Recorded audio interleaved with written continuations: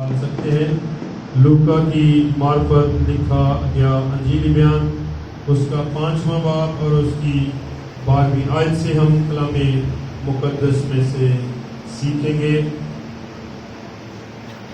जिनके पास खुदा का कलाम नहीं है और कलाम ये बयान करता है कि ईमान सुनने से पैदा होता है और सुनना मसीह के कलाम से।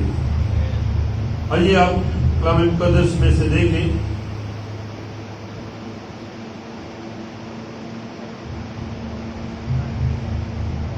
अंजीली बयान उसका 5वां बाब और उसकी 12वीं आयत से। जब वो एक शहर में था तो देखो कोढ़ से भरा हुआ एक आदमी यीशु को देखकर मुंह के बल गिरा और उसकी मिन्नत करके कहने लगा, आए खुदावन, अगर तू चाहे तो मुझे पाक साफ कर सकता है। उसने अपना हाथ बढ़ाकर उसे छुआ और कहा, मैं चाहता हूँ तू पाक साफ हो जा, और फौरन उसका कोढ़ जाता रहा।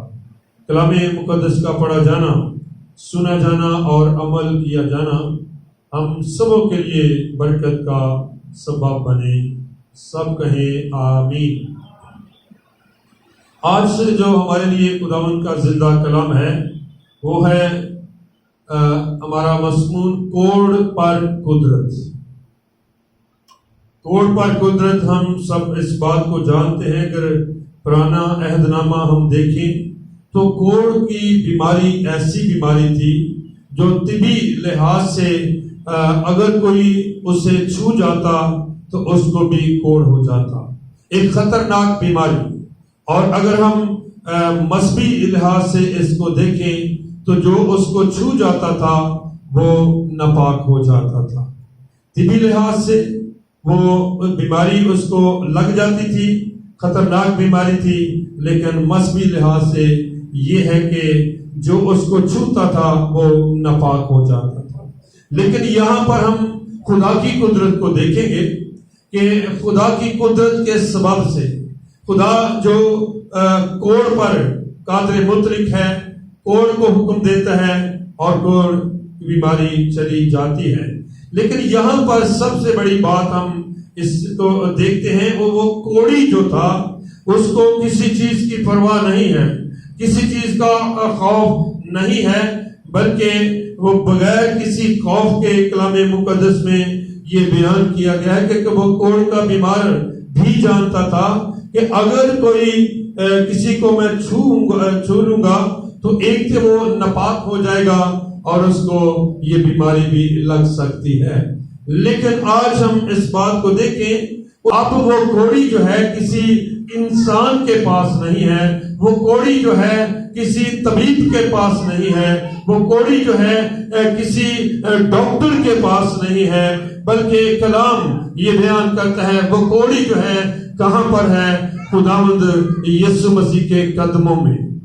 कोढ़ी यीशु कहते हैं ये एक दुआ है। जब हम खुदा की हजूरी में आते हैं, खुदा के हजूर इल्तिजा करते हैं, खुदा के हजूर मिन्नत करते हैं, तो अक्सर औकात हम आकर अगर हमारी अपनी बीमारी है या किसी अजीज की है तो हम क्या करते हैं, उसके पास आते हैं, यीशु के कदमों में झुक कर उससे मांगते हैं, खुदा मेरी इस बीमारी को दूर कर, इस कोढ़ की बीमारी को तू ही दूर कर सकता है, तू मेरी इस अजीज की बीमारी को दूर कर सकता है। जिस तरह हम उस सूबेदार को देखते हैं कि जिसका नौकर बीमार था और बड़े ईमान के साथ वो यीशु के पास आया, तो यीशु ने कहा, जाने के लिए राजी हुआ कि मैं तेरे साथ जाता हूं, लेकिन उसने कहा कि मैं इस लायक नहीं कि तू मेरी छत के नीचे आए, बल्कि यहां से कह दे तो मेरा खादम शिफा पा जाएगा।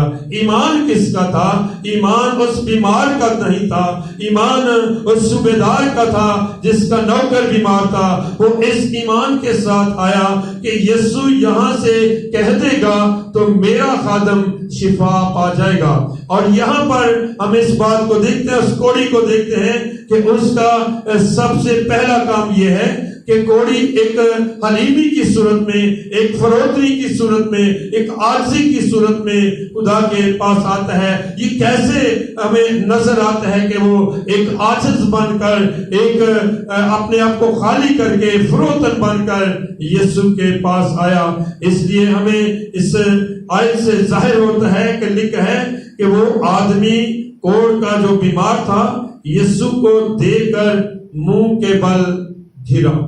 اس کا مطلب وہ جھک گیا، اس کو دیکھتے ہی اور اس کے قدموں میں جھکا۔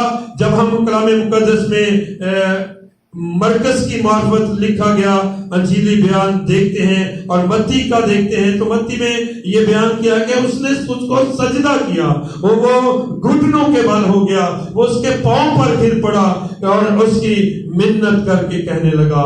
اور آج ہم اس بات کو دیکھیں، اگر ہماری زندگیوں کے اندر بیماری ہے یا کوئی ہمارا رشتہ دار بیمار ہوتا ہے تو ہم کسی کے پاس جب لے کر جاتے ہیں ہم آدھے ایمان میں اس کے پاس جاتے ہیں کہ اگر ہم اس کے پاس جائیں گے، اگر یہاں سے شفا ہو گئی تو ٹھیک ہے، اگر نہیں ہوگی تو دوسرا ہم درد دیکھیں گے، دوسری جگہ پر جائیں گے، کسی اور کے خادم کے پاس جائیں گے۔ لیکن ان کا ایمان جو ہے یہ خادموں پر ہوتا ہے، ان کا ایمان اس شافی پر، اس خداوند پر نہیں ہوتا بلکہ انسان پر ہوتا ہے، خادم پر نظریں لگی ہوتی ہیں کہ فلاں خادم دعا کرے گا تو ٹھیک ہو جاؤں گی، فلاں خادم دعا کرے گا تو ٹھیک ہو جاؤں گا۔ اس کا مطلب کیا ہے؟ ہمارا ایمان اس مسیحا پر نہیں ہے جو شفا کا منبع ہے، جو کوڑ پر قدرت رکھتا ہے، شفا دیتا ہے۔